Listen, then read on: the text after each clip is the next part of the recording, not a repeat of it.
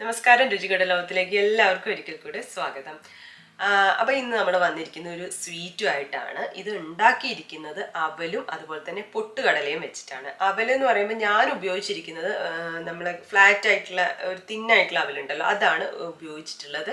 അത് തന്നെ വേണമെന്നൊന്നുമില്ല കേട്ടോ. നമുക്ക് മട്ട അവലോ അല്ലെങ്കിൽ കുറച്ച് കട്ടിയുള്ള അവലൊക്കെ ഉണ്ടാവുമല്ലോ, അപ്പോൾ അതൊക്കെ ആയാലും കുഴപ്പമില്ല.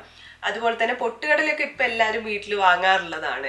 നമ്മൾ പൊട്ടുകടലയുടെ ചമ്മന്തിയും നമ്മളെ ചാനലിൽ തന്നെ പൊട്ടുകടലയുടെ ഡിഫറെൻ്റ് ആയിട്ടുള്ള റെസിപ്പീസ് ഒക്കെ ചെയ്തിട്ടുണ്ട്. അപ്പോൾ അതിനൊക്കെ വേണ്ടിയിട്ട് നമ്മൾ വീട്ടിൽ എപ്പോഴും വാങ്ങി വെക്കാവുന്ന ഒന്നാണ് പൊട്ടുകടല എന്ന് പറയുമ്പോൾ. അപ്പോൾ ഈ ഒരു റെസിപ്പി മധുരമാണെന്ന് പറഞ്ഞല്ലോ, അപ്പോൾ നിങ്ങൾക്ക് ഊഹിക്കാം എന്തായാലും പഞ്ചസാരയോ ശർക്കരയോ ഉണ്ടാവും എന്നുള്ളത് നിങ്ങൾക്ക് അറിയാലോ. അപ്പോൾ അതൊക്കെ നമുക്ക് പഞ്ചസാര വേണോ ശർക്കര വേണോ എന്നൊക്കെ ഉള്ളത് നമ്മളുടെ ഇഷ്ടത്തിനനുസരിച്ച് ചെയ്താൽ മതി. പിന്നെ ഇതിൻ്റെ ഒരു പാകത്തിന്, ഇത് ഉണ്ടാക്കിയെടുക്കുന്ന പാകത്തിനൊക്കെ കുറച്ചൊരു ഇമ്പോർട്ടൻസ് ഉണ്ട്. അപ്പം അതൊക്കെ കൃത്യമായിട്ട് വീഡിയോയിൽ പറയുന്നുണ്ട്. അപ്പോൾ എന്തായാലും നമുക്ക് നോക്കാം അല്ലേ, എന്തൊക്കെയാണ് ഇതിന് കൂടുതലായിട്ട് വേണ്ടതെന്നും അതുപോലെ എങ്ങനെയാണ് ഇത് ഉണ്ടാക്കുന്നതെന്നും. അപ്പോൾ ഇതിനു വേണ്ടി ഒരു പാൻ സ്റ്റൗവിലൊക്കെ വെച്ചിട്ടുണ്ട്.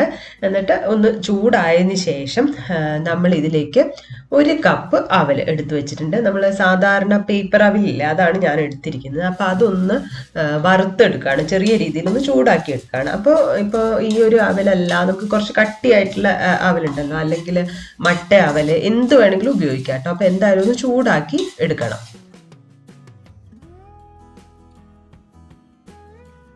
അപ്പൊ അവല് ഒന്ന് ചൂടാക്കി എടുത്തിട്ടുണ്ട്. അപ്പൊ ഇതിന്റെ പാകം നോക്കാൻ വേണ്ടി കുറച്ച് അവല് കയ്യിലെടുത്തിട്ട് ഒന്ന് ഇങ്ങനെ പ്രസ് ചെയ്ത് നോക്കുക. അമർത്തി നോക്കുന്ന സമയത്ത് ഇങ്ങനെ പൊടിഞ്ഞു വരുന്ന ആ ശബ്ദം കേൾക്കും. അപ്പൊ അതാണ് പാകം. അത് നമുക്കിനി വേറൊരു ബൗളിലോട്ട് മാറ്റി വെക്കാം.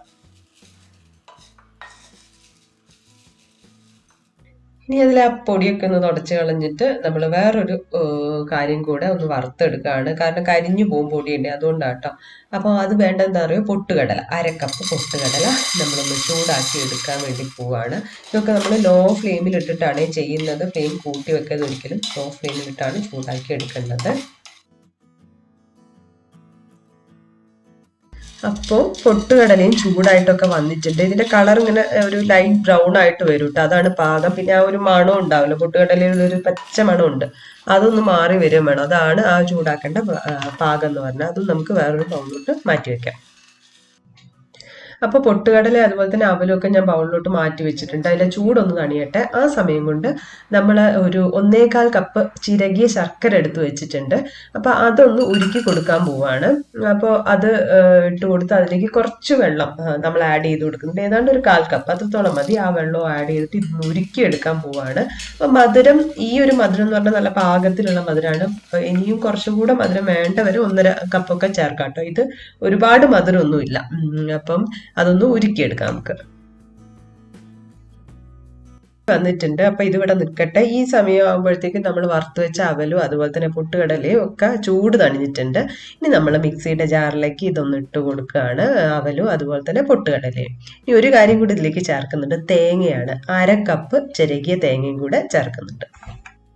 കൂടെ നമ്മൾ ഇനി കുറച്ച് ഏലക്കാപ്പൊടി, ഒരു 1/2 ടീസ്പൂണോളം ഏലക്കാപ്പൊടി ചേർക്കുന്നുണ്ട്. അതുപോലെ തന്നെ ചുക്കുപൊടി 1/4 ടീസ്പൂണ് ചേർക്കുന്നുണ്ട്. 1/4 മുതൽ നമുക്ക് ടേസ്റ്റ് ഇഷ്ടമാണെങ്കിൽ 1/2 ടീസ്പൂൺ വരെയൊക്കെ ചേർക്കാം കേട്ടോ. ഇനി നമ്മൾ ഇത് നല്ലപോലെ ഒന്ന് പൊടിച്ചെടുക്കാന്ന് തന്നെ പറയാം, കാരണം നമ്മളിതിൽ വേറെ വെള്ളം ഒന്നും ചേർക്കുന്നില്ല. അപ്പം നല്ലപോലെ ഒന്ന് പൊടിച്ചെടുക്കാം. ഒരു ഇത്തിരി തരി ഉണ്ടെങ്കിലും കുഴപ്പമൊന്നുമില്ല. അപ്പോൾ ഇത് നല്ലപോലെ നമ്മൾ പൊടിച്ചെടുത്തിട്ടുണ്ട്. ഇപ്പം പൊടിയിൽ കുറച്ച് തരിയൊന്നും ഉണ്ടെങ്കിൽ കുഴപ്പമൊന്നുമില്ല. ഇനി വേറൊരു പാത്രത്തിലേക്ക് ഞാനൊരു പാനാണ് എടുത്തത്. അതിലേക്ക് 2 കപ്പ് വെള്ളം നമ്മൾ ഒഴിച്ചു കൊടുക്കുകയാണ്. എന്നിട്ട് ഇതിലേക്ക് 1 ടേബിൾ സ്പൂൺ നെയ്യ് കൂടെ ചേർത്തിട്ട് ഒന്ന് തിളപ്പിച്ചെടുക്കാൻ പോവാണ്. അപ്പൊ ഈ 2 കപ്പ് വെള്ളം ചേർക്കുന്നത് എന്തുകൊണ്ടാന്ന് വെച്ചിട്ടുണ്ടെങ്കിൽ നമ്മൾ 1 കപ്പ് അവലും അതുപോലെ തന്നെ 1/2 കപ്പ് പൊട്ടുകടലയും 1/2 കപ്പ് തേങ്ങയാണ് ചേർക്കുന്നത്. ആ ഒരു അളവ് നോക്കിയിട്ടാണ് ഈ 2 കപ്പ് വെള്ളം നമ്മൾ ചേർക്കുന്നത്. ഇനി ഇതൊന്ന് തിളച്ച് വരട്ടെ. നെയ്യൊക്കെ ഉരുക്കി വെള്ളം തിളയ്ക്കാൻ തുടങ്ങിയിട്ടുണ്ട്. അപ്പം നമ്മൾ പൊടിച്ചു വെച്ചിട്ടുണ്ടല്ലോ അവലും അതുപോലെ തന്നെ പൊട്ടുകടലയും തേങ്ങയും എല്ലാം കൂടെ ചേർത്ത് പൊടിച്ചത് ഇതിലേക്ക് കുറച്ചായിട്ട് ഇട്ട് കൊടുക്കാം. അപ്പോൾ നമ്മൾ വെള്ളം തിളയ്ക്കുന്നവരെ ഹൈ ഫ്ലെയിമിലാണ് ഇട്ടത്. അത് കഴിഞ്ഞിട്ട് ഫ്ലെയിം ലോയിലേക്ക് മാറ്റാം, എന്നിട്ടാണ് ഇട്ട് കൊടുക്കുന്നത്. ഇനി ഇത് നല്ലപോലെ ഒന്ന് ഇളക്കിയെടുക്കുക. ഇളക്കി കഴിയുമ്പോൾ ആ വെള്ളമൊക്കെ ഒന്ന് ഇതിനോട് ചേർന്നൊന്ന് വറ്റി വരും. ആ ഒരു പരുവത്തിലാവുന്നത് വരെ നമ്മളിത് ഇളക്കി കൊടുക്കണം.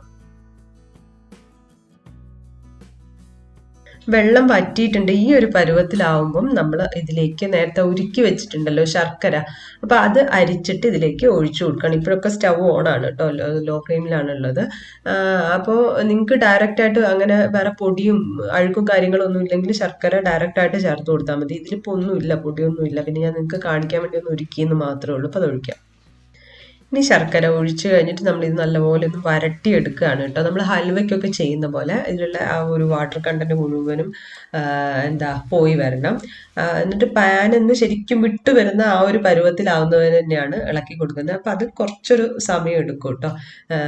ഇതിലെ വെള്ളം മുഴുവനും വറ്റണമല്ലോ, അപ്പം അതിന് സമയം എടുക്കും. അപ്പോൾ അതുവരെ നമുക്ക് ഇളക്കി കൊടുക്കാം. ഇപ്പം ഇതാ വെള്ളമൊക്കെ വറ്റി വന്നിട്ടുണ്ട്. പാനിൽ നിന്ന് ഇങ്ങനെ വിട്ട് വരുന്ന ഈ ഒരു പാകത്തിനാണ് ആയി വരേണ്ടത്. അപ്പോൾ നമുക്കിനി സ്റ്റൗ ഓഫ് ചെയ്യാം. ഇനി നമ്മൾ ഇത് ഒഴിച്ചു കൊടുക്കാൻ വേണ്ടിയിട്ട് ഞാനിപ്പോൾ ഒരു കേക്കിൻ്റെ ടിന്നാണ് എടുക്കുന്നത്. അപ്പോൾ അതിൽ കുറച്ച് നെയ്യ് തടവി കൊടുക്കുകയാണ്. ഓയിലായാലും കുഴപ്പമില്ല, എന്ത് പ്ലേറ്റ് ആയാലും മതി കേട്ടോ. നമ്മളിപ്പോൾ സാധാരണ സ്റ്റീലിൻ്റെ പ്ലേറ്റ് ആണെങ്കിൽ അതായാലും മതി. അപ്പം നെയ്യൊക്കെ നല്ലപോലെ തടവി കൊടുത്തിട്ടുണ്ട്. ഇനി ഇതിലേക്ക് നമുക്ക് മാറ്റി കൊടുക്കാം.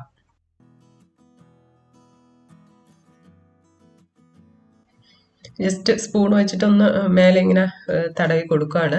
അപ്പം ഇനി ഇതിൻ്റെ ചൂട് വിട്ട് വരണം. ചൂട് മാറിയതിന് ശേഷം നമുക്ക് ഇത് വേറൊരു പ്ലേറ്റിലോട്ട് മാറ്റാം. എന്നിട്ട് കട്ട് ചെയ്തെടുക്കേണ്ട പരുവത്തിൽ വരും കേട്ടോ. അപ്പം എന്തായാലും നമുക്ക് വെയിറ്റ് ചെയ്യാം. അപ്പോൾ ഇത് കുറച്ച് സമയമായി. അപ്പം തണുത്തൊക്കെ വന്നിട്ടുണ്ട്. നമുക്ക് വേറൊരു പ്ലേറ്റിലേക്ക് മാറ്റിയാലോ?